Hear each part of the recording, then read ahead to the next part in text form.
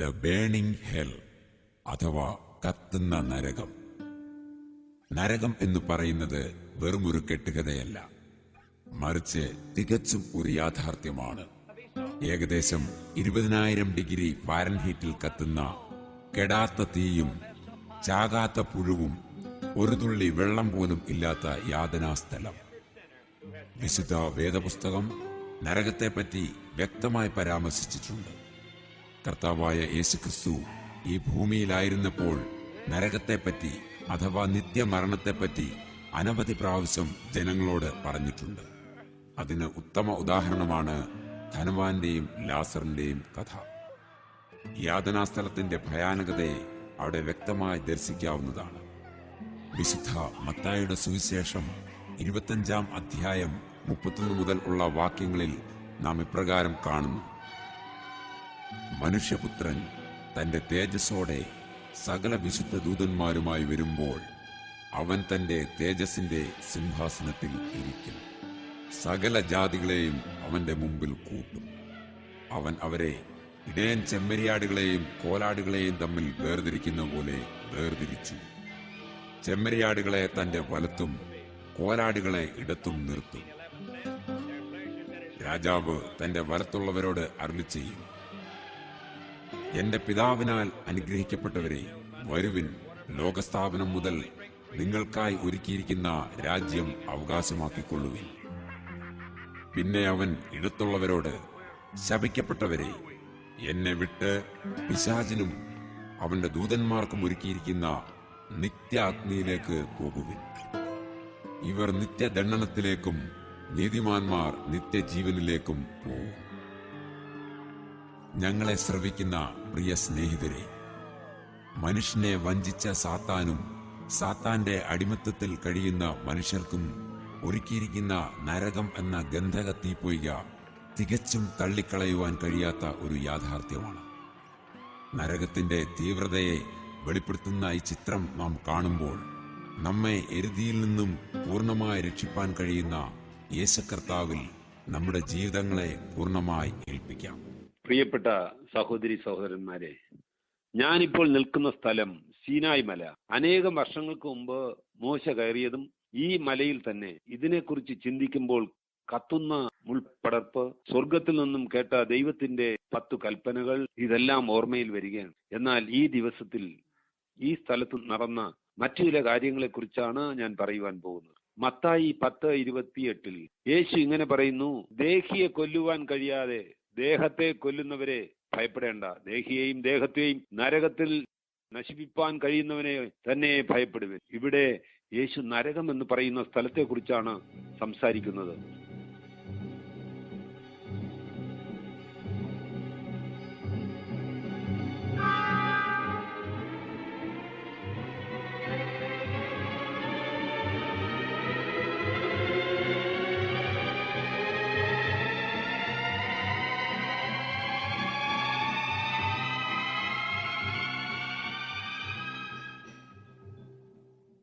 മനുഷ്യർ നരകത്തിന് പോകുന്ന കാര്യത്തെക്കുറിച്ച് ആദ്യമായി രേഖപ്പെടുത്തിയിരിക്കുന്നത് സംഖ്യാപുസ്തകം 16-14 മുതൽ 34 വരെയുള്ള വാക്യങ്ങളിലാണ്. ഇസ്രായേൽ മക്കൾ വിജനമായ മരുഭൂമിയിൽ സഞ്ചരിച്ചു കൊണ്ടിരുന്ന നാളുകളിൽ ദൈവം അവരിൽ നിന്ന് കോരഹ്, അബീരാം, ദാഥാൻ എന്നിവരെ തിരഞ്ഞെടുത്ത് തലവന്മാരാക്കി.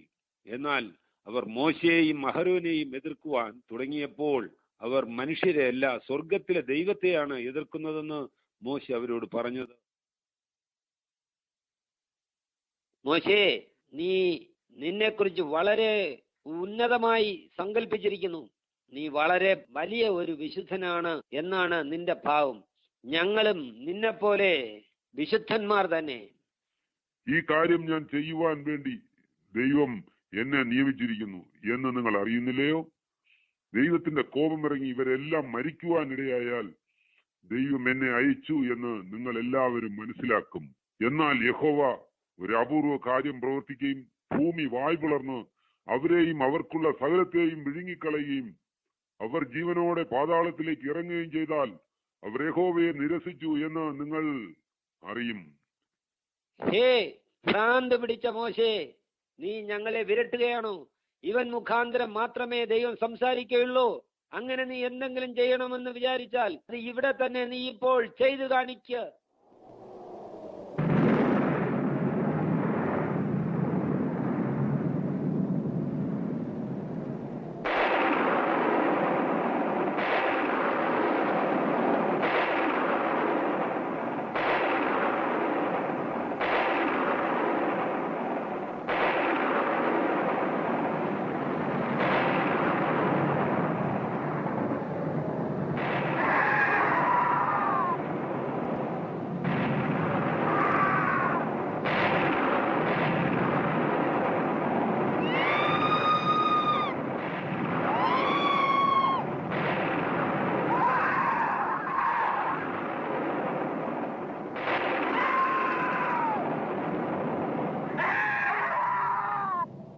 ഇത് നിങ്ങളെ അത്ഭുതപ്പെടുത്തുകയാണോ?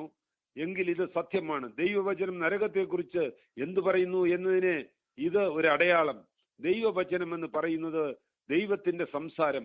നിങ്ങൾ ഒരുപക്ഷെ പറയുമായിരിക്കും, ഉപദേശിയെ, ഇപ്പോൾ നരകത്തെക്കുറിച്ച് സുവിശേഷകരാരും പ്രസംഗിക്കാറില്ലല്ലോ, ഈ ലോക ജീവിതം തന്നെ നരകമാണെന്ന് അവർ പറയുന്നു.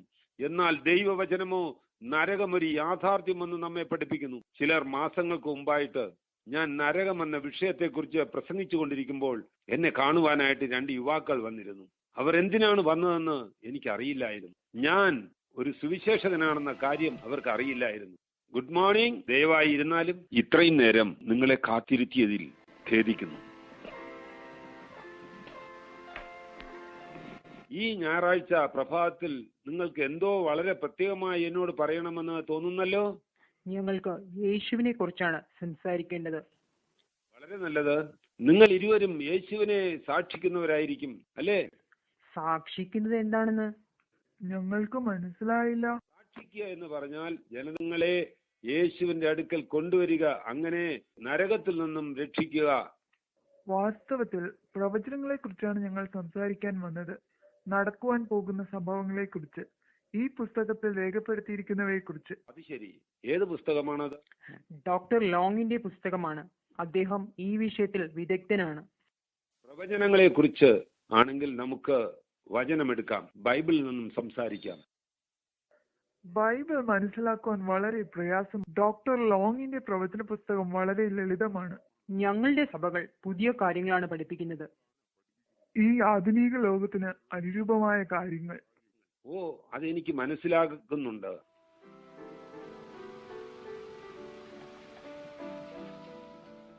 ഈ ബൈബിളിൽ പാപികൾ എന്നേക്കുമായി എരിഞ്ഞുകൊണ്ടിരിക്കുന്ന ഒരു നരകത്തെ കുറിച്ച് സംസാരിക്കുന്നു. നിങ്ങൾക്ക് അതിനെക്കുറിച്ച് എന്താണ് അഭിപ്രായം? ഡോക്ടർ ലോങ്ങിന്റെ അഭിപ്രായ പ്രകാരം ദൈവം ഒരിക്കലും മനുഷ്യനെ കത്തുന്ന ഒരു നരകത്തിലേക്ക് തള്ളിക്കളകയില്ല. പിന്നെ എന്തുകൊണ്ടാണ് ദൈവവചനത്തിൽ അങ്ങനെ പറയുന്നത്? ബൈബിളിൽ നരകത്തെക്കുറിച്ച് ഒരു വാക്കും പറഞ്ഞിട്ടില്ല. ബൈബിളിൽ ഹേഡിസ് എന്ന വാക്കാണ് ഉപയോഗിച്ചിരിക്കുന്നത്. ഹേഡിസ് എന്ന് പറഞ്ഞാൽ അവമടക്കുന്ന കുഴി എന്ന് മാത്രമാണ്. അത് ശരി. ഈ അറിവ് നിങ്ങൾക്ക് എവിടെ നിന്ന് കിട്ടി? ഗ്രീക്ക് പദത്തിന്റെ യഥാർത്ഥ വിവർത്തനം കിങ് ജെയിംസ് വേർഷന്റെ പുതിയ പതിപ്പിൽ പറഞ്ഞിട്ടുണ്ട്. അതനുസരിച്ച് നരകം എന്ന് പറഞ്ഞാൽ കല്ലറയാകുന്ന കുഴി മാത്രമാണ്. ഗ്രീക്ക് പുതിയ നിയമത്തിന്റെ പ്രതി നിങ്ങൾ വായിച്ചിട്ടുണ്ടോ? ഇല്ല, വായിച്ചിട്ടില്ല. എന്റെ പക്കൽ അതിന്റെ പ്രതി ഉണ്ട്.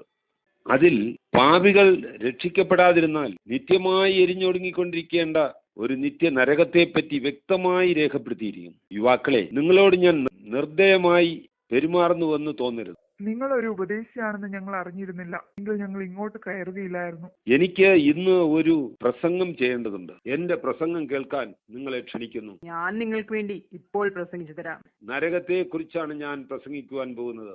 എന്നാൽ നമുക്കിന്ന് ഉല്ലാസ നിമിഷങ്ങളായിരിക്കുമല്ലോ. ഹേ യുവാക്കളെ, നിങ്ങളോട് ഞാൻ ഒരു കാര്യം പറയുവാൻ പോകുന്നു. നരകത്തെ കുറിച്ച് നിങ്ങൾ നിസ്സാരമായി കരുതുന്നു. നിങ്ങൾ രക്ഷിക്കപ്പെടുന്നില്ല എങ്കിൽ നിങ്ങളുടെ അന്ത്യവും അവിടെ തന്നെ ആയിരിക്കും. എന്താ, ഞങ്ങളെ ഭയപ്പെടുത്തുകയാണോ? എന്നെ വിടൂ.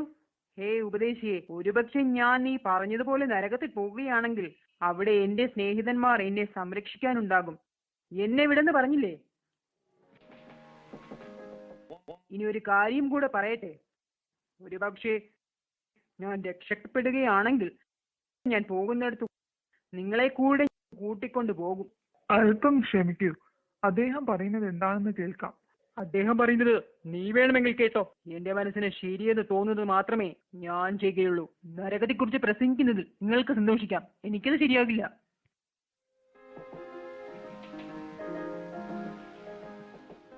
എന്നോട് ക്ഷമിക്കണം.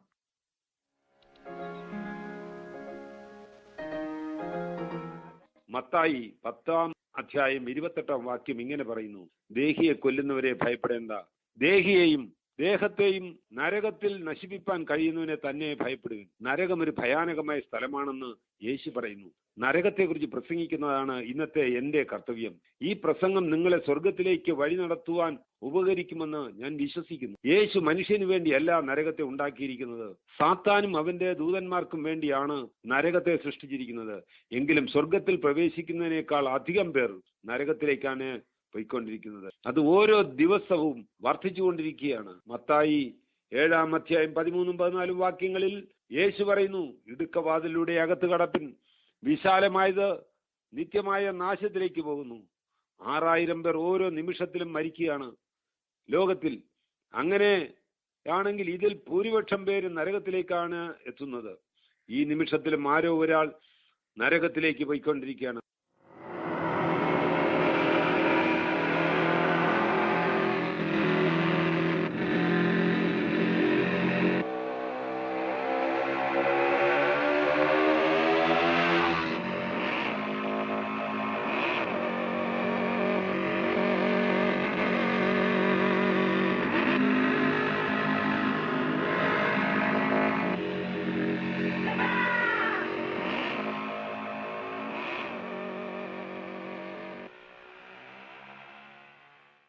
നരകത്തിലേക്ക് പോകുവാൻ ആരും ഇഷ്ടപ്പെടുന്നില്ല.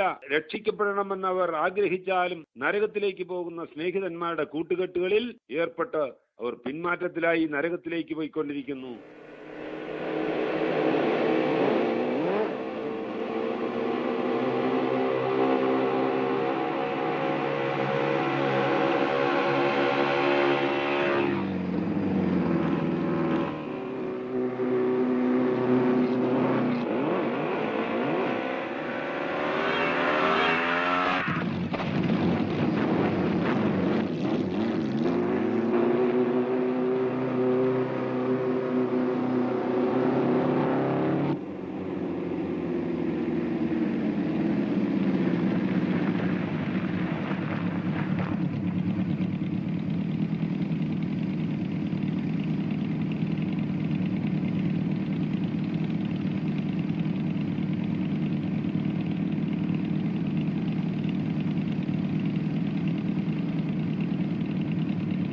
നരകം എന്ന് പറഞ്ഞത് ആരെങ്കിലും നിങ്ങളെ ഭയപ്പെടുത്തുമ്പോൾ നിങ്ങൾ എന്താണ് ചിന്തിക്കുന്നത്?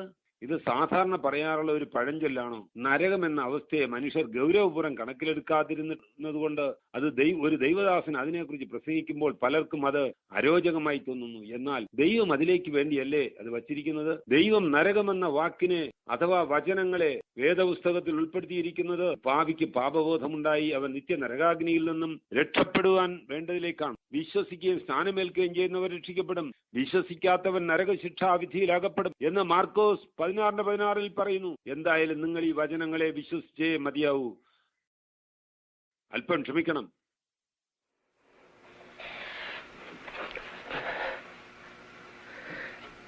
ദേവദാസനെ, എന്റെ സ്നേഹിതൻ നഷ്ടപ്പെട്ടു പോയി. ഞങ്ങൾ ബൈക്കിൽ യാത്ര ചെയ്തുകൊണ്ടിരുന്നപ്പോൾ അവൻ എനിക്ക് മുമ്പായി അതിവേഗത്തിൽ അലക്ഷ്യമായി വണ്ടി ഓടിച്ചു പോയി. അവൻ വഴിമധ്യേ അപകടത്തിൽപ്പെട്ടു.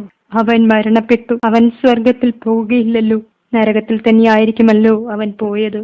ഞാനും അങ്ങനെ തന്നെ വിചാരിക്കുന്നു. ഇപ്പോൾ അവൻ കത്തുന്ന നരകത്തിലായിരിക്കാനാണ് കൂടുതൽ സാധ്യത. ഞാൻ അവനെ കുറിച്ചല്ല, നിന്നെ കുറിച്ചാണ് ഇപ്പോൾ വേദനിക്കുന്നത്. ഇവിടെ നടക്കുന്ന ഈ വചന പ്രഘോഷണത്തിൽ നിനക്കും പങ്കെടുത്തുകൂടായോ? ശരി, അവിടെ ഇരുന്നു കൊള്ളുക. ദൈവം നിന്നെ അനുഗ്രഹിക്കട്ടെ.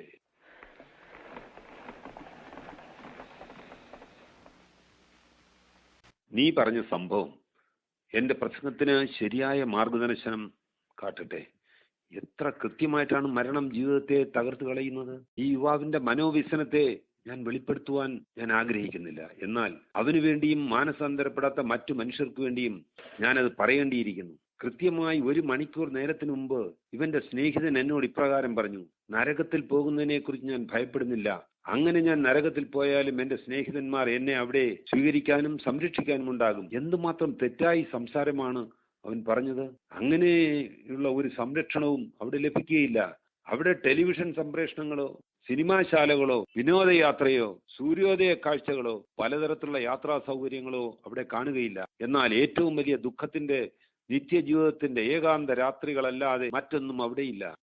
പാപബോധവും മനോദുഃഖവും എന്നും നിങ്ങളെ വേട്ടയാടിക്കൊണ്ടിരിക്കും. നരകത്തിന്റെ ഭയാനകതയിൽ നിന്നും ഒരിക്കലും നിങ്ങൾക്ക് രക്ഷപ്പെടുവാൻ കഴിയുകയില്ല. ഒരു നിമിഷം പുറകോട്ട് ചിന്തിച്ചു നോക്കുക. നിങ്ങൾ തിരക്കേറിയ നഗരവീഥികളിൽ ചിലപ്പോഴെങ്കിലും ലഘുലേഖകളുമായി സുവിശേഷകരെ സംബന്ധിച്ചിരിക്കാം. പക്ഷെ ഇവയെല്ലാം ഒരു വലിയ തമാശയായി നിങ്ങൾ കരുതിയിരിക്കുന്നു.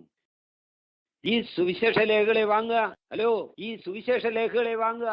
കാൽവരി ക്രൂശിൽ മരിച്ച ഉയർത്തെഴുന്നേറ്റ യേശു ക്രിസ്തുവിലൂടെ എങ്ങനെ നിങ്ങൾക്ക് രക്ഷപ്രാപിക്കാം എന്നുള്ള ലഘുലേഖയെ വാങ്ങുക.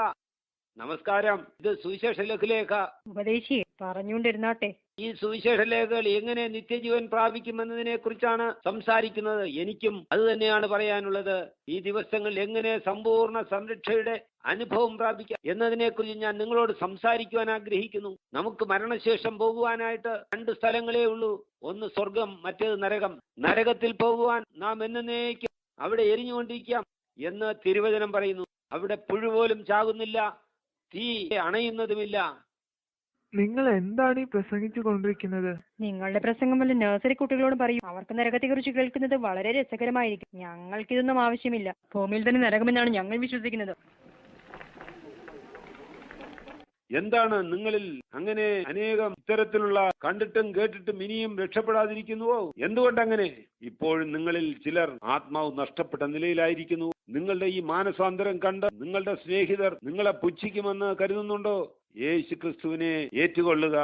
മർക്കോസ് 8:38 പറയുന്നത് പോലെ യേശു ക്രിസ്തു നിങ്ങളെ ഓർമ്മിപ്പിക്കുന്നത് എന്തെന്നാൽ, വ്യഭിചാരവും പാപവുമുള്ള ഈ തലമുറയിൽ ആരെങ്കിലും എന്നെയും എന്റെ വചനങ്ങളെയും കുറിച്ച് നാണിച്ചാൽ അവനെ കുറിച്ച് മനുഷ്യപുത്രനും എന്റെ പിതാവിന്റെ തേജസ്സിൽ വിശുദ്ധ ദൂതന്മാരുമായി വരുമ്പോൾ നാണിക്കും. നിങ്ങൾ നിങ്ങളുടെ സ്നേഹിതന്മാരോട് ചേർന്ന് ജീവിക്കുവാൻ ഇഷ്ടപ്പെടുകയാണെങ്കിൽ താഴെ നരകത്തിൽ പോയി നിങ്ങൾ കഷ്ടത അനുഭവിക്കും. നിങ്ങളുടെ സുഹൃത്തുക്കൾക്ക് വേണ്ടി നരകം അനുഭവിപ്പാൻ നിങ്ങൾക്ക് താല്പര്യമാണോ? സുഹൃത്ത് ബന്ധങ്ങൾക്ക് നരകത്തിൽ എന്ത് ഭവിക്കുമെന്ന് നമുക്ക് നോക്കാം. ദാനിയേലിന്റെ പുസ്തകത്തിൽ ബെൽഷസർ എന്ന ഒരു രാജാവിന്റെ ഈ ഭൂമിയിലുള്ള ജീവിതത്തെക്കുറിച്ച് വിവരിക്കുന്നു. അവനും അവന്റെ സ്നേഹിതരും ഈ ലോകജീവിതം വളരെ ആസ്വദിച്ച് അവന്റെ എല്ലാ രാജകീയ അധികാരങ്ങളും അവനിൽ നിന്ന് നഷ്ടമായിട്ട് പിശാചുക്കൾ അവനെ നരകത്തിലേക്ക് കൊണ്ടുപോയി. അവന്റെ ജീവിതം നരകത്തിൽ എങ്ങനെയായിരുന്നു എന്ന് നമുക്ക് ഒന്ന് നോക്കാം. നീ വൃത്തിഹീനമായ കരങ്ങളുമായാണോ എന്നെ സ്പർശിക്കുന്നത്? ഞാനൊരു രാജാവാണെന്ന് നിനക്കറിയില്ലേ? ദൈവമേ, ദൈവമേ! ഏയ് രാജാവേ, ദൈവം നിന്റെ അടുക്കൽ വരികയില്ല.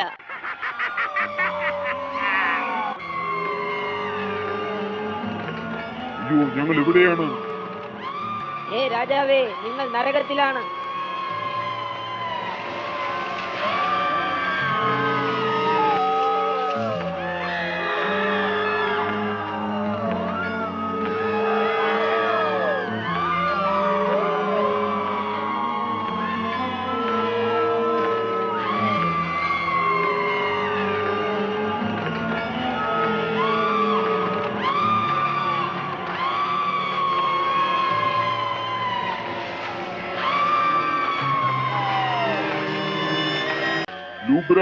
ലൂബ്ര, ഇത് ഞാനാണ്, ബാബിലോണിലെ രാജാവ്. നീ എന്നെ നരകത്തിലാക്കിയിട്ട് ഇപ്പോൾ നീയും ഇവിടെ വന്നെത്തിയോ? ഞാൻ നിന്നെ വെറുക്കുന്നു. പക്ഷേ ഭൂമിയിൽ വെച്ച് ഇവൻ എന്നെ വളരെ സ്നേഹിച്ചിരുന്നു. ഞാൻ പറയുന്നതെന്തും അവൻ ചെയ്യുമായിരുന്നു. നരകത്തിൽ ആർക്കും ആരോടും സ്നേഹമില്ല. എന്നേക്കുമായി നഷ്ടപ്പെട്ട ഒരു കൂട്ടം ആത്മാക്കൾക്ക് അതല്ലാതെ മറ്റൊന്നും ചെയ്യുവാൻ കഴിയുകയില്ല. സഹോദരൻ സഹോദരനെ പകയ്ക്കുന്നു, സഹോദരി സഹോദരിയെ പകയ്ക്കുന്നു. ഇവിടെ ആർക്കും ആരോടും സ്നേഹമില്ല, പക മാത്രമേ അവർക്കുള്ളൂ. ഭൂമിയിൽ ഫറവോനായിരുന്നാലും രാജാവായിരുന്നാലും നരകത്തിൽ എല്ലാവരും ഒന്നാണ്. നിത്യമായി നഷ്ടപ്പെട്ട് ഭയാനകമായ പീഡയ്ക്കായി വിധിക്കപ്പെട്ട ഒരു കൂട്ടം ആത്മാക്കൾ. നിങ്ങളുടെ രക്ഷിക്കപ്പെടാത്ത സുഹൃത്തുക്കളുടെ നിത്യതയെക്കുറിച്ച് ഒരുത്തരമേ പറയുവാനുള്ളൂ: നിത്യമായ നരകം.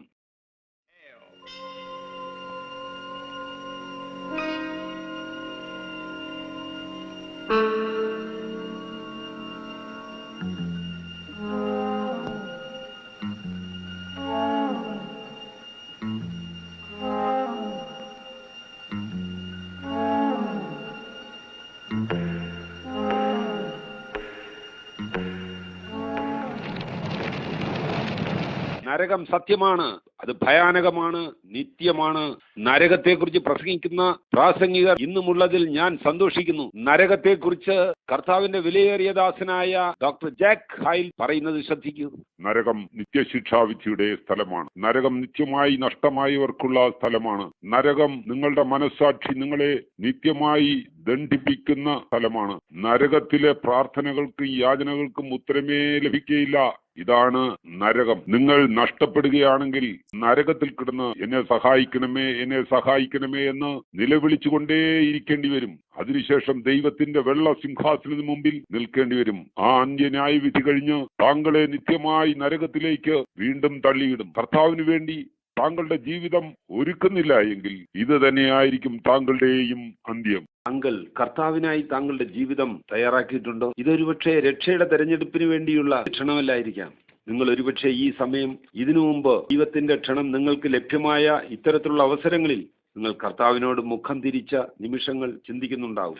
കർത്താവിനെ സ്വന്തം രക്ഷിതാവായി സ്വീകരിക്കേണ്ടതിനായി ഞാൻ നിങ്ങളെ ക്ഷണിക്കുകയാണ്. നിങ്ങളുടെ ഹൃദയവും ആത്മാവും ദേഹവും കർത്താവായ യേശുക്രിസ്തുവിനായി കൊടുക്കുവാൻ ഞാൻ നിങ്ങളെ ആഹ്വാനം ചെയ്യുകയാണ്. കർത്താവിന്റെ ക്രൂശിലെ മാനസാന്തരപ്പെട്ട കള്ളനെ പോലെ നിങ്ങളുടെ പൂർണ്ണ ഹൃദയവുമായി കർത്താവിന്റെ അടുക്കൽ വരാം.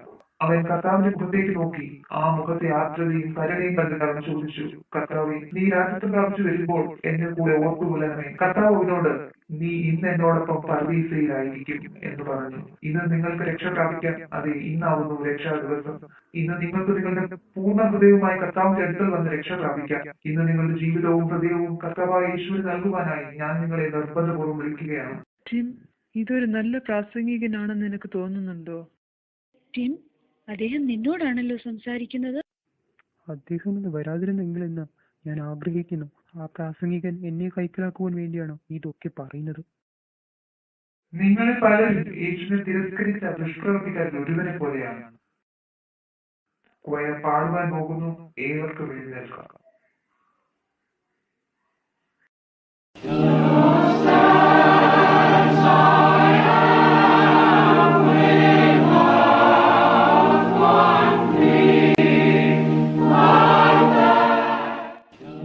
നിർബന്ധപൂർവ്വം ക്ഷമിക്കുകയാണ്. യേശു ക്രിസ്തുവിന് വേണ്ടി നിങ്ങളുടെ ജീവിതം കൊടുക്കാമോ? നിങ്ങൾക്ക് ഇപ്പോൾ കർത്താവിന്റെ അടുക്കിലേക്ക് വരാം. ഞങ്ങളുടെ സഭ ഒരിക്കലും ഇങ്ങനെ പറയുകയില്ല. ഞങ്ങളുടെ പാസ്റ്റർ പഠിപ്പിക്കുന്നത് എല്ലാവരും ദൈവത്തിന്റെ മക്കളെന്നാണ്. ഇത്രയും ഭയപ്പെടുന്ന ഒരു മതത്തെയല്ല ഞങ്ങളുടെ പാസ്റ്റർ ഞങ്ങൾക്ക് പറഞ്ഞു തന്നിട്ടുള്ളത്. ടീം, നിന്റെ പ്രാസംഗികൻ വളരെ തെറ്റായ കാര്യങ്ങളാണ് പഠിപ്പിക്കുന്നത്. കർത്താവായ യേശുക്രിസ്തുവിന്റെ രക്തത്തിലൂടെ അല്ലാതെ ആർക്കും രക്ഷ നേടുക സാധ്യമല്ല. ആർക്കെങ്കിലും രക്ഷ നേടണമെങ്കിൽ അതിനുള്ള ഏക വഴി യേശുക്രിസ്തു മാത്രമാണ്. ഓ, ഇതെല്ലാം വളരെ അധികമാണ് ഉൾക്കൊള്ളാൻ പറ്റുന്നതിലും. ടീം, ഇങ്ങനെയാണെങ്കിൽ എനിക്ക് നിന്നെ സഹായിക്കാൻ പറ്റുമെന്ന് തോന്നുന്നില്ല. നിങ്ങൾക്ക് ഇപ്പോൾ ചെയ്യാൻ പറ്റുന്ന ഒരേ ഒരു കാര്യം കർത്താവിനെ നിങ്ങളുടെ ജീവിതത്തിലേക്ക് സ്വീകരിക്കുക എന്നതാണ്. So terrible here. Oh, my soul.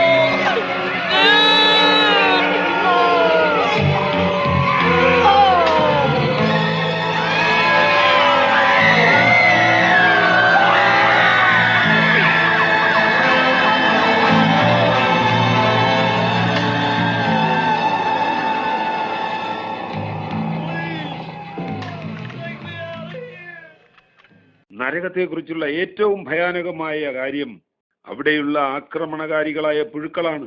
നിന്റെ കീഴെ പുഴുക്കളെ വിരിച്ചിരിക്കുന്നു, കൃമി നിനക്ക് പുതപ്പായി എന്ന് യെശയ്യാ 14:11 പറയുന്നു. മാർക്കോസ് 9:48 അങ്ങനെ തന്നെ പറയുന്നു. കർത്താവ് പറയുന്നത് നരകം ചാകാത്ത പുഴുക്കളുള്ള ഒരിടമെന്നാണ്. നിങ്ങൾ ഒരുപക്ഷെ ചോദിക്കുകയായിരിക്കാം, ഉപദേശി, ഇവ യഥാർത്ഥ പുഴുക്കളാണോ? ദൈവം ഇങ്ങനെ മനുഷ്യനെ ശിക്ഷിക്കുമോ?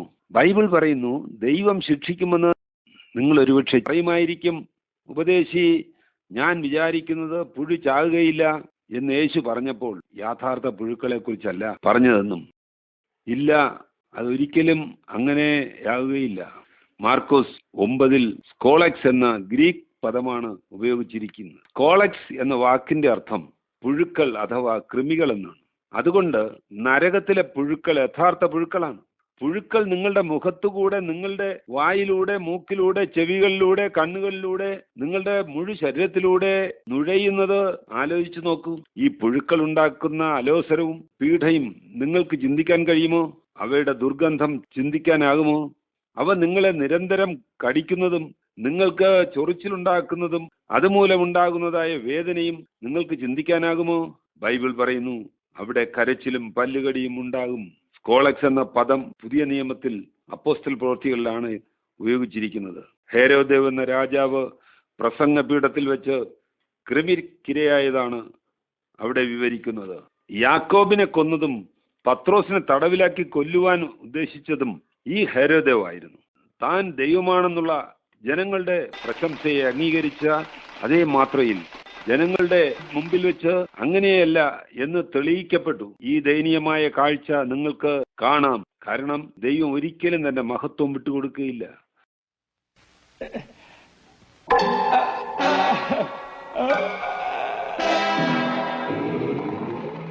അദ്ദേഹം വളരെ പെട്ടെന്ന് തന്നെ കൃമിക്കിരയായി നിലത്ത് വീണു. ആക്രമണകാരികളായ പുഴുക്കൾ അദ്ദേഹത്തിന്റെ നിർജീവമായ ഹൃദയം കഴിക്കുവാൻ തുടങ്ങി. അദ്ദേഹത്തിന്റെ ഉദരവും കുടലും മുഖവും ശരീരത്തിന്റെ ആകമാനം ഭക്ഷിച്ച് വെറും അസ്ഥികൂടമായി അവശേഷിപ്പിച്ചു. ഇങ്ങനെയായിരുന്നു ആ ക്രൂരനായ ഹേരോദേവിന്റെ അന്ത്യം. എത്ര ഭീകരമായ കാഴ്ചയായിരുന്നു അത്! ഈ കാഴ്ച നിങ്ങൾക്ക് അറപ്പുളവാക്കുന്നു. എന്നാൽ ഇത് കാണുകയല്ല, ഈ പുഴുക്കളോട് കൂടെ നിത്യമായി ജീവിക്കുന്നത് ഓർത്തു നോക്കുക. അവിടെയുള്ള പുഴുക്കൾ ചാകുകയില്ല. ലൂക്കോസ് 16:19 കർത്താവ് ഇതുപോലൊരു സംഭവം വ്യക്തമാക്കുന്നു. കർത്താവ് 2 വ്യക്തികളെ കുറിച്ച് പറയുന്നു.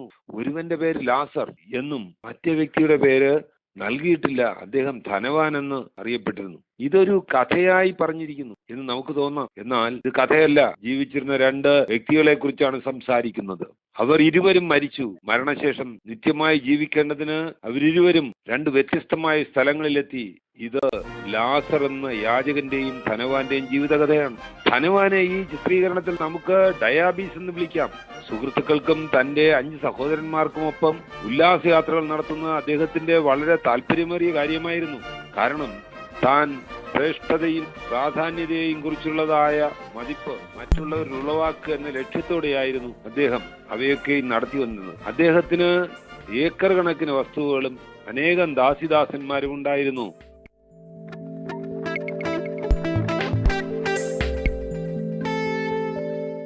പലപ്പോഴും റെഡ് റോസ് സൊസൈറ്റി എന്നറിയപ്പെട്ടിരുന്ന പുതിയ നിയമ കാലഘട്ടത്തിലെ പ്രശസ്തമായ പെട്ര നഗരത്തിൽ വരുന്നത് ഡയാബീസിനൊരു ഹരമായിരുന്നു. ഒരിക്കൽ ധനം സ്വരൂപിപ്പാനായി ഡയാബീസ് ഈ പട്ടണത്തിലെത്തി. അന്ന് അവിടെ സുവിശേഷം അറിയിക്കുവാനായി യേശുവിന്റെ ശിഷ്യന്മാരായ ഫിലിപ്പോസും നഥനയേലും എത്തിയിരുന്നു. ധനവാന്റെ വസതിയുടെ വളരെ അടുത്തായിരുന്നു യോഗങ്ങൾ ക്രമീകരിച്ചിരുന്നത്.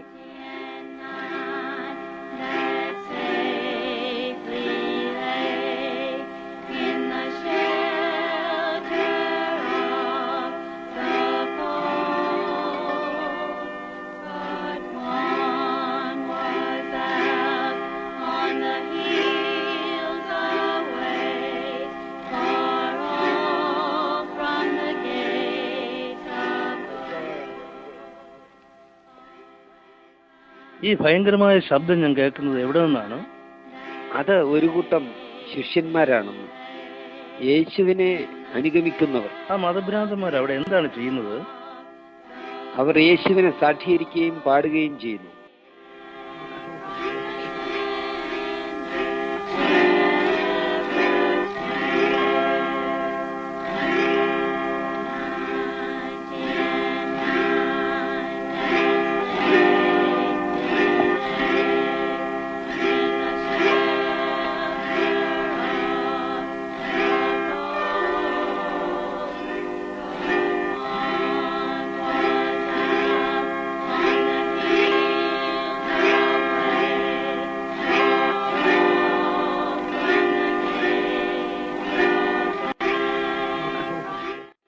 നസ്രായനായ യേശുക്രിസ്തുവിന്റെ അത്ഭുത നാമത്തിന് മഹത്വം. നസ്രായനായ യേശുവോ? അതാരാണ്? ഒരു കപടമതത്തിന്റെ നേതാവും പ്രഭാഷകനുമാണ്. ഒരു അസത്യവാനും വഞ്ചകനും കള്ളപ്രവാചകനുമാണ്. നീ അവനെ അനുഗമിക്കേണ്ട കാര്യമില്ല.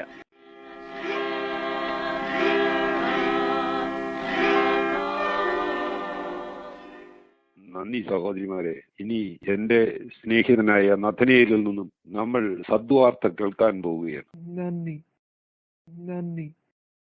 നിങ്ങൾക്കറിയാമോ സുഹൃത്തുക്കളെ, നസ്രായനായ യേശുവിന്റെ ഒരു ശിഷ്യനായിരിക്കുന്ന എന്റെ കടമയാണ് യഹൂദനോടും യവനനോടും ഒരുപോലെ യേശു നമ്മെ പാപത്തിൽ നിന്ന് രക്ഷിപ്പാൻ വന്ന നല്ല ഇടയനാണ് എന്ന സദ്വാർത്ത അറിയിക്കുക എന്നത്. നിങ്ങൾ പറഞ്ഞ കമന്റ് എനിക്ക് അംഗീകരിക്കാൻ കഴിയുകയില്ല.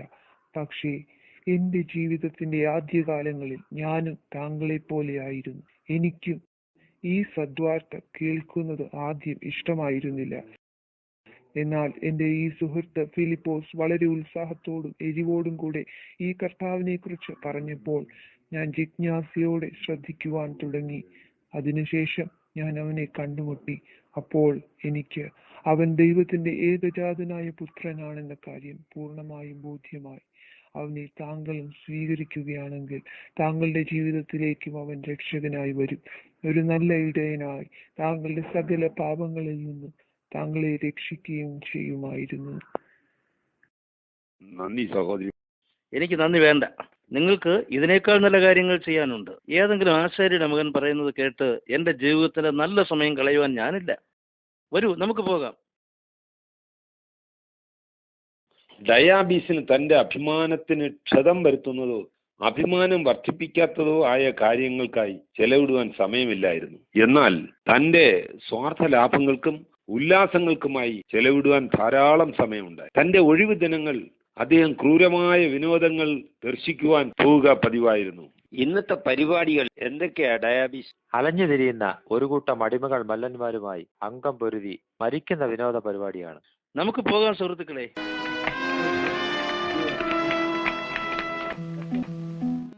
എന്റെ യജമാനനായ ധനവാനെ, എനിക്ക് വിശപ്പടക്കുക അപ്പനൂർക്കുകൾ തരാമോ? നിനക്ക് വിശപ്പുണ്ടെങ്കിൽ നീ എന്തുകൊണ്ടാണ് ഒരു ജോലി ചെയ്ത് വിശപ്പടക്കാത്തത്? ജോലി ചെയ്യാൻ എനിക്ക് വളരെ താല്പര്യമാണ്. പക്ഷേ അത് ചെയ്യാൻ എന്റെ കരങ്ങൾ ബലഹീനമാണ്. നിങ്ങൾ യാചകരെല്ലാം ഇങ്ങനെയാണ്. ജോലിക്കാരാ, നീ അടുക്കളയിൽ പോയി ആ പഴയ ഉണക്കറട്ടി കഷ്ണങ്ങൾ കൊണ്ടുവരിക. ഞാൻ എൻ്റെ നല്ല സുഹൃത്തായ ഹെരോദ രാജാവുമായി സംസാരിക്കാൻ പോവുകയാണ്.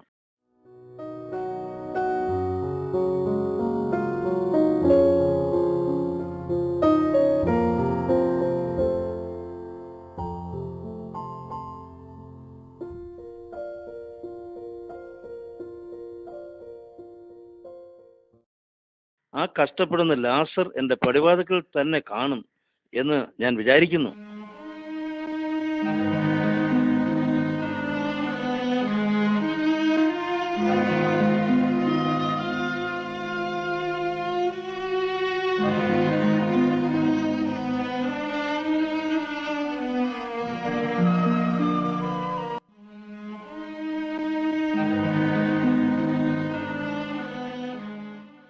ലാസർ, നിനക്ക് ഭവനമൊന്നുമില്ലയോ? നീ ഇപ്പോഴും ഇവിടെ തന്നെയാണല്ലോ. ഇല്ല യജമാനനെ, ഒരു ദിവസം എനിക്ക് മഹത്വമേറിയ ഭവനം ഉണ്ടാകും, എന്റെ കർത്താവിനുള്ളതുപോലെ. നീ എന്റെ നല്ല സുഹൃത്തായ ഹെരോദവിനെ ആശ്രയിക്കുകയാണെങ്കിൽ അദ്ദേഹം ഒരു പക്ഷേ നിങ്ങളെ സഹായിക്കും. നസ്രായനായ യേശുവിനെയാണ് ഞാൻ സേവിക്കുന്നത്. പക്ഷെ നിന്നെ കണ്ടിട്ട് രക്ഷപ്പെട്ട മട്ടൊന്നും ഇല്ലല്ലോ. ഞാൻ അവന് വേണ്ടി എന്റെ ഹൃദയം കൊടുത്തു. അവൻ എന്നെ പാലിക്കുന്നു. നീ തികച്ചും രോഗാവസ്ഥയിലാണല്ലോ. ഓ, ഇത് എന്റെ ശരീരമല്ലേ. ഞാൻ യേശുവിനെ എന്റെ രക്ഷകനായി അംഗീകരിച്ചപ്പോൾ യേശു എന്റെ പാപമെല്ലാം പോക്കി എനിക്ക് സമാധാനം തന്നു. അദ്ദേഹം എന്തുകൊണ്ടാണ് താങ്കളുടെ മൃതപ്രായമായ ശരീരത്തെ രക്ഷിക്കാത്തത്? ഈ ശരീരം അത് നിർജീവമാകുമ്പോൾ ഞാൻ നിത്യമായ സമാധാനവും സന്തോഷവും കുടികൊള്ളുന്ന ഒരു സ്ഥലത്തെത്തും. എന്റെ രക്ഷകന്റെ മഹത്വമേറിയ സാന്നിധ്യത്തിൽ നിത്യവും വസിക്കും. അവനെ താങ്കളുടെ രക്ഷകനും കർത്താവും ഇടയനുമായി അംഗീകരിപ്പാൻ താങ്കൾക്ക് മനസ്സുണ്ടോ? നിങ്ങളിൽ പലരെയും പോലെ ദൈവത്തിന് നൽകുവാൻ ഡയാബീസിന് സമയമൊന്നുമില്ലായിരുന്നു. അവിടെയുള്ള സകല പ്രഭുക്കന്മാർക്കും പ്രധാനികൾക്കും വേണ്ടി വലിയ ഒരു വിരുന്ന് കഴിക്കുന്നതിനായിരുന്നു അദ്ദേഹത്തിന് താല്പര്യം. അദ്ദേഹം അവരെ എല്ലാം വിരുന്നിന് ക്ഷണിച്ചു. പോന്തിയോസ് പിലാത്തോസും സിറിയയിലെ രാജാവും അദ്ദേഹത്തിന്റെ ഭാര്യമാരിൽ ഒരാളും സന്തോഷിപ്പിച്ചും അവർ വിരുന്നിൽ പങ്കെടുത്തു. ഹേരോദ രാജാവും ഹേരോദ്യയും റോമൻ സൈന്യാധിപനും റോമൻ ഭരണാധിപന്മാരും അങ്ങനെ എല്ലാവരും അവിടെ എത്തിയിരുന്നു. ഡയാബീസും തന്റെ സർവ്വമഹത്വത്തോടും കൂടെ അണിഞ്ഞൊരുങ്ങി അനേക യുവതികളോടൊപ്പം ഉല്ലസിക്കുകയായിരുന്നു. ഡയാബീസിന്റെ ഭാര്യയിൽ ഇത് നിരാശയുളവാക്കി. അപ്പോൾ കയ്യഫ മഹാപുരോഹിതൻ അവിടെ എത്തി. അദ്ദേഹം ധനവാനോട് പറഞ്ഞു, താങ്കൾ ദേവാലയത്തിന് നൽകിയ ആ മഹത്തായ സംഭാവനയ്ക്ക് ഹൃദയംഗമായ നന്ദി. കയ്യാഫ മഹാപുരോഹിതനും ധനവാനും തമ്മിലുള്ള സംഭാഷണത്തിന്റെ മുഖ്യഭാഗവും നസ്രായനായ യേശുവിനെ കുറിച്ചുള്ളതായിരുന്നു. മഹാപുരോഹിതനായ കയ്യാഫാവിനും ധനവാനും യേശുവിനെ അത്യന്തം പുച്ഛമായി ഇരുന്നതിനാൽ ഇരുവരും ഈ സംഭാഷണം വളരെ താല്പര്യപൂർവ്വം നിർവഹിച്ചു. അദ്ദേഹം പറയുന്നത് അദ്ദേഹം അത്യുന്നതനായ ദൈവത്തിന്റെ പുത്രൻ എന്നാണ്. അങ്ങനെ പറയുന്നതിനാൽ അവനെ ക്രൂശിലേറ്റാതെ തരമില്ല. അത് വളരെ നന്നായിരിക്കും. ആ നസ്രായന യേശുവിനെ പോലുള്ളവർ പോയി കഴിഞ്ഞാൽ ഈ ദേശം ജീവിക്കാൻ കൂടുതൽ നല്ല ഒരു പ്രദേശമായിട്ട് മാറും.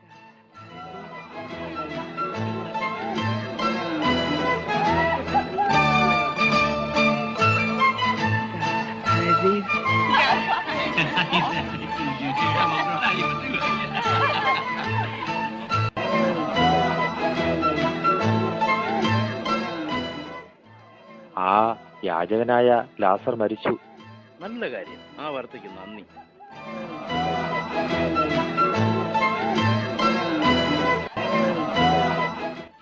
ലാസർ മരിച്ചപ്പോൾ അദ്ദേഹത്തിന്റെ ശരീരം ഇരുട്ടിന്റെ മറവിലേക്ക് തള്ളപ്പെട്ടു. പക്ഷേ സ്വർഗീയ ദൂതന്മാർ അവിടെ ലാസറിനെ സ്വർഗീയ മഹത്വത്തിലേക്ക് കൊണ്ടുപോകുവാനായി കാത്തു നിൽക്കുകയായിരുന്നു എന്ന കാര്യം ധനവാൻ അറിയില്ലായിരുന്നു. എന്റെ മകനെ, എഴുന്നേൽക്ക, നീ ഇപ്പോൾ സ്വതന്ത്രനായി.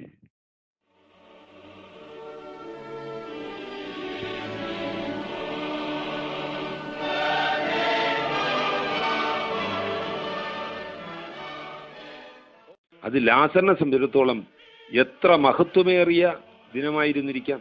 നിങ്ങളും തയ്യാറായിട്ടുണ്ടെങ്കിൽ അത് നിങ്ങൾക്ക് എല്ലാവർക്കും മഹത്വകരമായ ഒരു ദിനമായിരിക്കും.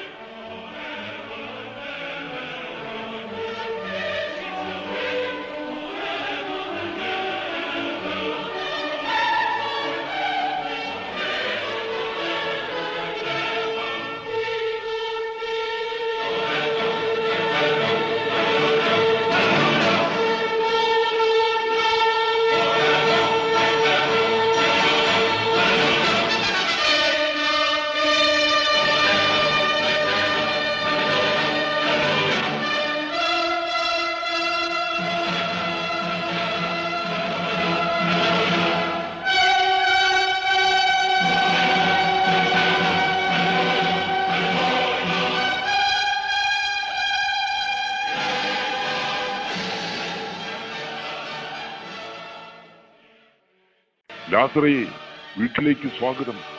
ഞങ്ങൾ നിന്നെ കാത്തിരിക്കുകയായിരുന്നു. നിനക്കിനി ഒരിക്കലും വിശക്കയില്ല, ദാഹിക്കുകയുമില്ല. യാതൊരു രോഗവും നിന്നെ ക്ഷീണിപ്പിക്കുകയില്ല. ഇനി നിത്യകാലം മുഴുവനും നിനക്ക് സന്തോഷവും സമാധാനവും അനുഭവിച്ച് കർത്താവിന്റെ സകല അനുഗ്രഹവും പ്രാപിച്ച് ഇവിടെ ജീവിതം കഴിക്കാം. സങ്കീർത്തനം 16:11 പറയുന്നത് പോലെ അവിടെ സന്തോഷത്തിന്റെ പരിപൂർണതയും എന്നും പ്രമോദങ്ങളും ഉണ്ടാകും. സ്വർഗത്തിൽ ജീവജല നദീതീരത്ത് അനേകർ കാണും. അവരെല്ലാം ജീവജല നദിയിൽ നിന്നും സന്തോഷത്തോടെ പാനം ചെയ്യും. എത്ര സന്തോഷകരമായ സംഗീത ആലാപനമായിരിക്കും അവിടെ. ധനവാന്റെ മന്ദിരത്തിലെ ആഘോഷങ്ങളിലേക്ക് നമുക്ക് മടങ്ങി വരാം. അവിടെ വിരുന്ന് അതിന്റെ ഉച്ചസ്ഥായിയിൽ എത്തുന്ന സമയമായിരുന്നു.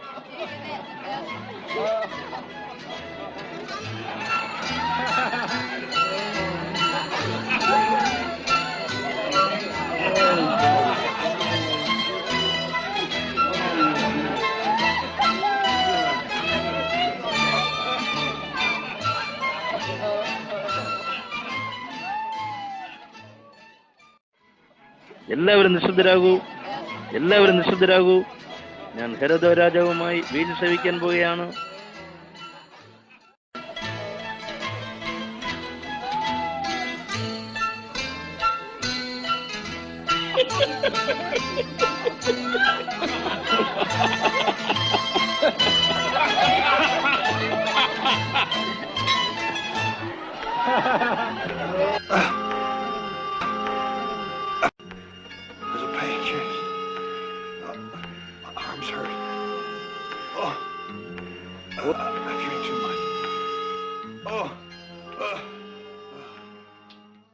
ഞാൻ വൈദ്യനെ വിളിക്കാം. പക്ഷെ അപ്പോൾ വൈദ്യനെ വിളിക്കേണ്ട സമയം കഴിഞ്ഞിരുന്നു.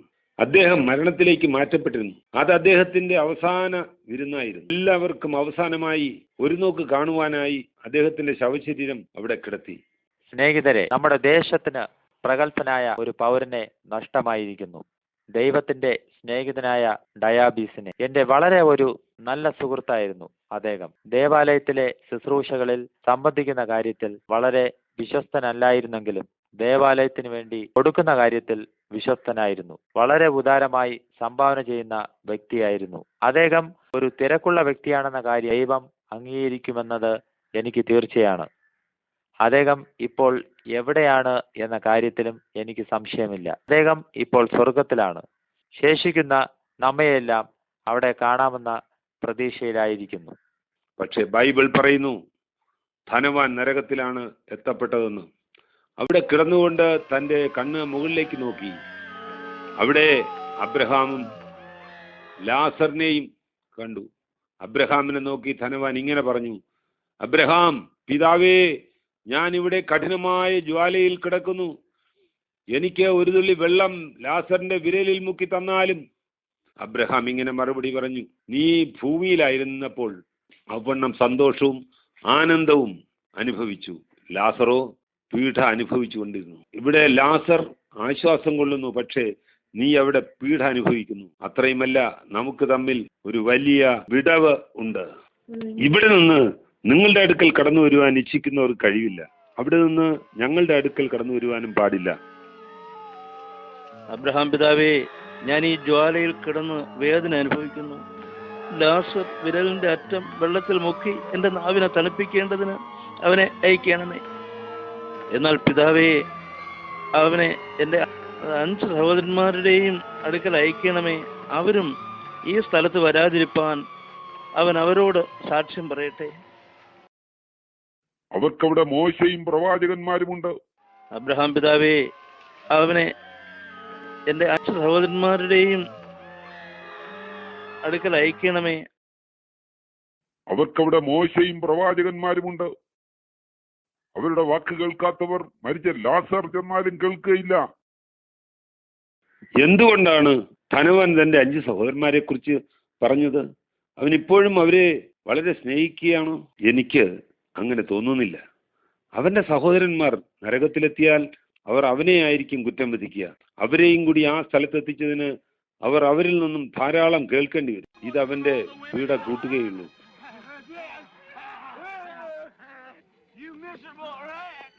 സാധാരണ കഥകളിൽ ഇതായിരിക്കും അതിന്റെ അവസാനം.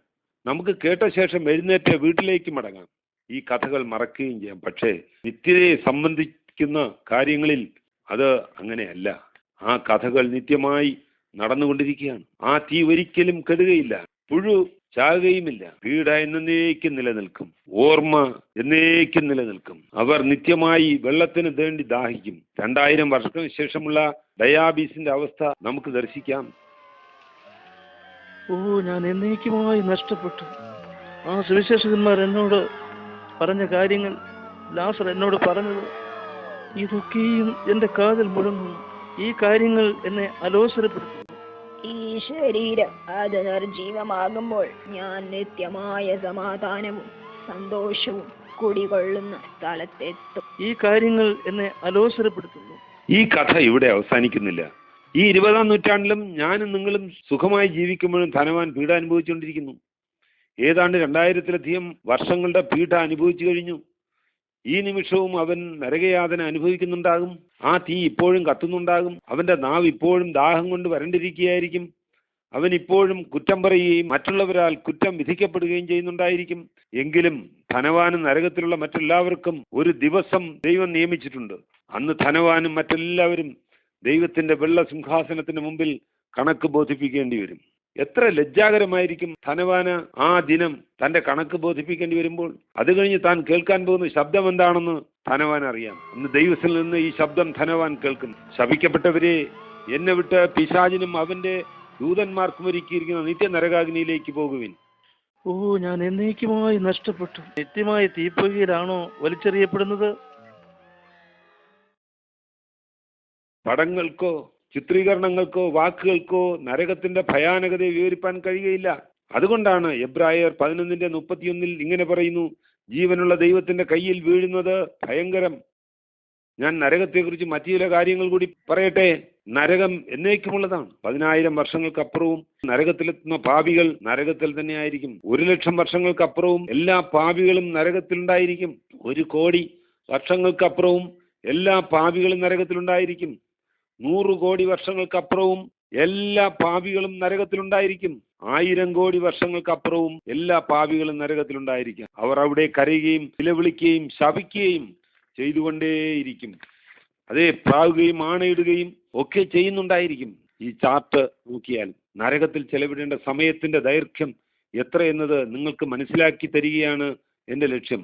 ഒരു 1ഉം 9 പൂജ്യവും ചേർന്നാൽ ശതകോടി വർഷങ്ങളാകും. അതിനോടുകൂടി 3 പൂജ്യങ്ങൾ ചേർത്താൽ 1,00,000 കോടി വർഷങ്ങൾ. അതിനോടുകൂടി വീണ്ടും 3 പൂജ്യങ്ങൾ ചേർത്താൽ ശതകോടി വർഷങ്ങൾ അഥവാ ട്രില്യൺ വർഷങ്ങളായി തീരും. 1ഉം ഇത്രയും പൂജ്യങ്ങളും ചേർന്നാൽ, അതായത് 1300 പൂജ്യങ്ങൾ ചേർന്നാൽ അത് എത്ര വർഷമായിരിക്കും? ഇത്രയും അധികം വർഷങ്ങളാകുമ്പോൾ ഏതായിരിക്കും ആ സമയം? ഒരു മാത്ര നേരത്തേക്ക് പോലും നരകത്തിൽപ്പെട്ട ഒരു വ്യക്തിക്ക് അവിടെ നിന്ന് മാറി നിൽപ്പാൻ കഴിയില്ല. നിത്യകാലം അവിടെ തന്നെ ആയിരിക്കണം. ഇത്രയും വർഷങ്ങൾ കഴിഞ്ഞാലും അവിടെയുള്ള അഗ്നി കത്തിക്കൊണ്ട് തന്നെയിരിക്കും. അമേരിക്കയിലെ മുൻനിര സുവിശേഷകനായ ഡോക്ടർ ബോബ് ഗ്രേയുടെ ഈ വിഷയത്തിലുള്ള കാഴ്ചപ്പാടുകൾ. യൗവനക്കാരാ, ആരുടെ പക്ഷം പിടിച്ചു പറ്റാനാണ് നിന്റെ ആഗ്രഹം? നിത്യമായി നരകത്തിൽ കഴിച്ചുകൂട്ടുവാനാണോ നീ ആഗ്രഹിക്കുന്നത്? നീ ഇപ്പോൾ നരകത്തിൽ എത്തപ്പെടുകയാണെങ്കിൽ നിന്റെ സുഹൃത്ത് അത്യഗാധമായ വേദനയിൽ പിളയുന്നത് കാണാം.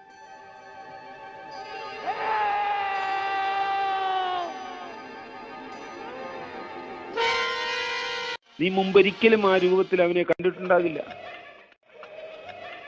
പാപികൾ അവിടെ വീണുകൊണ്ടേയിരിക്കും. ഘനമായ ഒരു സ്ഥലം അവിടെയില്ല.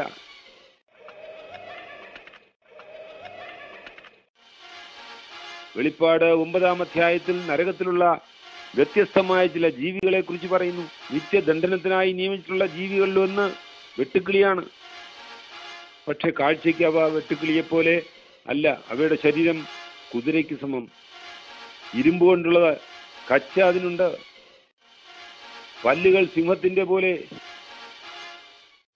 സ്ത്രീകളുടെ മുടി പോലെ അവയ്ക്ക് മുടിയുണ്ട്. അവയുടെ വാലുകൾ തേളിന് സമാനം.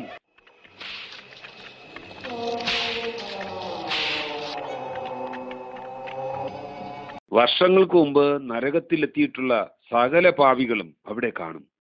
ഞാൻ ധനത്തിനു വേണ്ടി എന്റെ ആത്മാവിനെ നഷ്ടമാക്കിയതിനാലാണ് ഞാനിവിടെ ആയിരിക്കുന്നത്.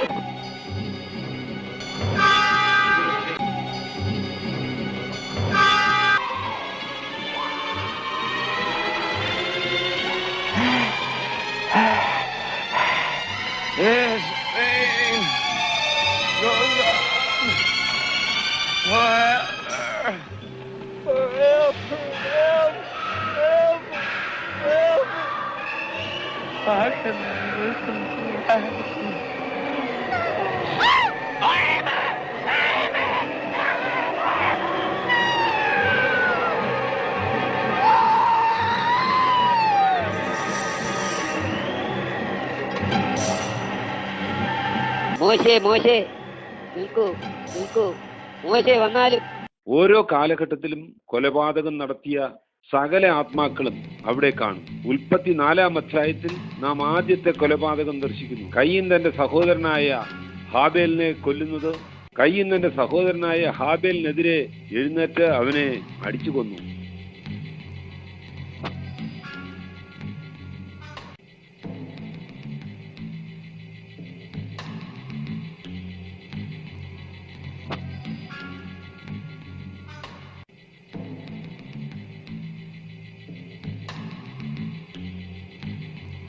രണ്ട് രാജാക്കന്മാർ 8-ാം അധ്യായത്തിൽ ഹസായേൽ അരാം രാജാവായ ബെൻഹദദിനെ കൊല ചെയ്ത ശേഷം രാജാവാകുന്നത് കാണാം. ഹസായേൽ കമ്പിളിയെടുത്ത് രാജാവിന്റെ മുഖത്തിട്ടു. അദ്ദേഹം മരിക്കും വരെ അമർത്തിപ്പിടിച്ചു.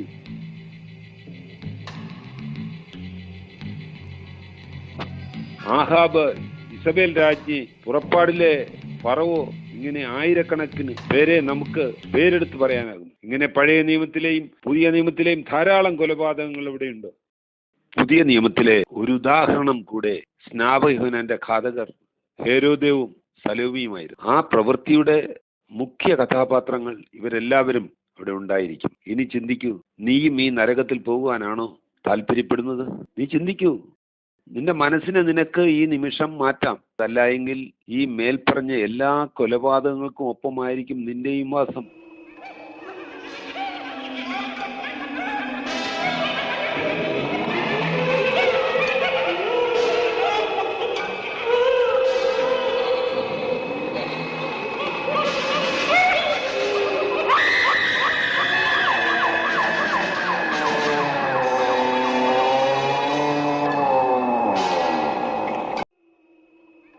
ഹലോ, നീ ഇവിടെ ഇപ്പോൾ എത്തിയതായിരിക്കും അല്ലേ?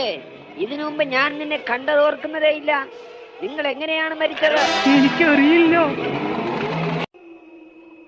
അദ്ദേഹത്തിന്റെ പേരാണ് ഹേസിയാൽ. യോഹന്നാൻ സ്നാപകന്റെ ശിരസി ഛേദിച്ച് സലോമിക്ക് കൊടുത്തത് ഇദ്ദേഹമായിരുന്നു. അത് മറക്കാൻ അദ്ദേഹം തയ്യാറായിട്ടില്ല. അദ്ദേഹം നിങ്ങളെ യോഹന്നാൻ സ്നാപകൻ എന്ന് തെറ്റിദ്ധരിച്ചിരിക്കുകയാണ്. നീ യോഹന്നാൻ സ്നാപകനല്ലല്ലോ. അല്ല, ഞാനല്ല. അത് കയീനാണ്. അവൻ തന്റെ സഹോദരനായ ഹാബേലിനെ കൊന്നതിന് ശേഷം സ്വന്തം കരങ്ങൾ നോക്കുന്നത് ഇതുവരെയും നിർത്തിയിട്ടില്ല. സിറിയയിലെ രാജാവാണ് അദ്ദേഹം. സ്വയം രാജാവാകാനായി തന്റെ പിതാവിനെ അദ്ദേഹം നിർദ്ദയം വധിച്ചു. ഇവിടെ മറ്റൊരു നശിച്ച ആത്മാവും കൂടെ കാണണമല്ലോ.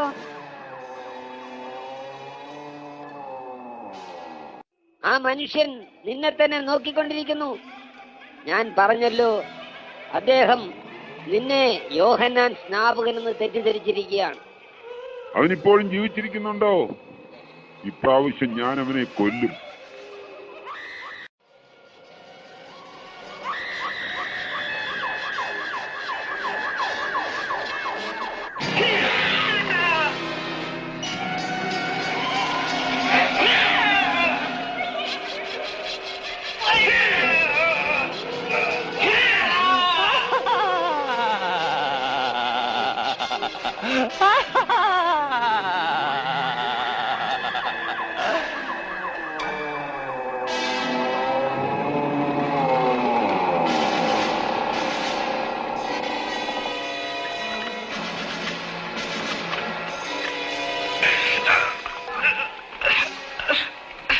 Lord Jesus, help me.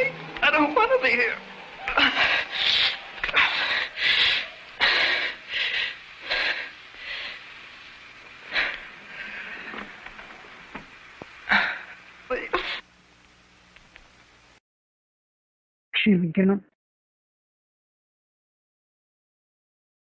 ക്ഷമിക്കണം. എന്ത് സംഭവിച്ചു എന്ന് എനിക്കറിയില്ല.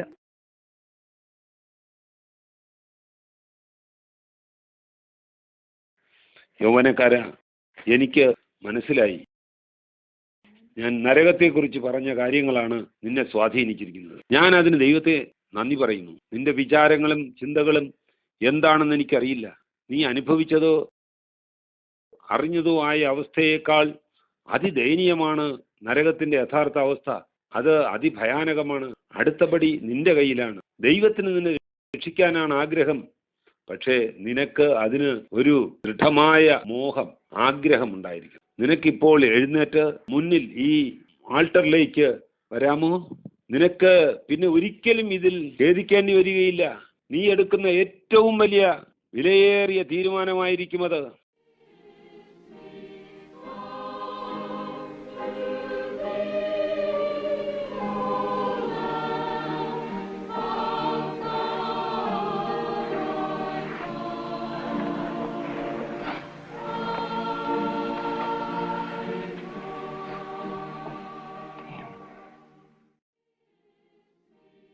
നിനക്ക് രക്ഷിക്കപ്പെടുവാൻ താല്പര്യമാണോ? ദൈവത്തിന്റെ വചനത്തിൽ ഇങ്ങനെ ഒരു വാക്യമുണ്ട്. യോഹന്നാൻ 6:37 യേശു പറയുന്നു, പിതാവ് എനിക്ക് തരുന്നത് ഒക്കെയും എൻ്റെ അടുക്കൽ വരും. എൻ്റെ അടുക്കൽ വരുന്നവനെ ഞാൻ ഒരു നാളും തള്ളിക്കളയുകയില്ല, ഉപേക്ഷിക്കുകയുമില്ല. യേശു ക്രിസ്തുവിനെ നിന്റെ കർത്താവായി സ്വീകരിപ്പാൻ നിനക്ക് താല്പര്യമാണോ? കർത്താവിനോട് നീ രക്ഷയ്ക്കായി അപേക്ഷിച്ചാലും കർത്താവേ, ഞാൻ പാപം ചെയ്തു, എന്നോട് ക്ഷമിച്ചാലും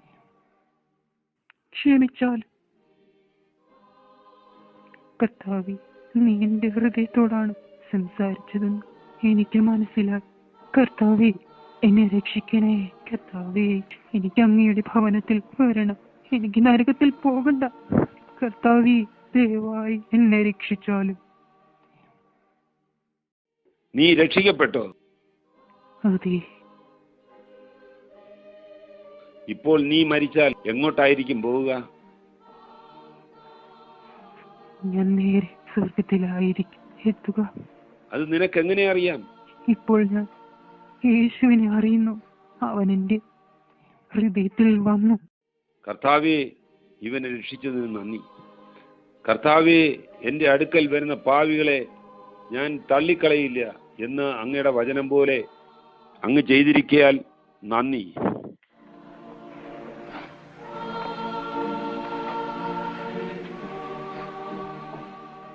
നിങ്ങൾക്കും ഇന്ന് യേശുവിൻ്റെ അടുക്കൽ വന്ന് രക്ഷ പ്രാപിക്കുവാൻ താല്പര്യമാണോ? ഒരുപക്ഷെ നിങ്ങൾ പറയുമായിരിക്കാം, ഉപദേശി, എനിക്ക് അങ്ങനെ മുന്നോട്ട് വന്ന് രക്ഷ പ്രാപിക്കാൻ കഴിയുകയില്ല. ആളുകൾ പറഞ്ഞിട്ടുണ്ട് രക്ഷിക്കപ്പെടുവാൻ ഭയമാണെന്ന്. ആളുകൾ പറഞ്ഞ് ഞാൻ കേട്ടിട്ടുണ്ട്. കാര്യം എന്തു തന്നെയുമാകട്ടെ, നിങ്ങളിപ്പോൾ കേട്ടുകൊണ്ടിരിക്കുന്നത് 1940 നരകം കണ്ട് ഭയന്ന ഒരു വ്യക്തിയാണ്. അതേ, എന്നെ യേശു രക്ഷിച്ചു. ആ യേശു കർത്താവ് നിങ്ങളെയും രക്ഷിപ്പാൻ മതിയായവനാണ്. നിങ്ങൾക്കിപ്പോൾ എഴുന്നേറ്റ് ഈ ആൾട്ടറിനടുത്തേക്ക് വരാമോ? കർത്താവ് നിങ്ങളെ രക്ഷിപ്പാൻ ആഗ്രഹിക്കുന്നു.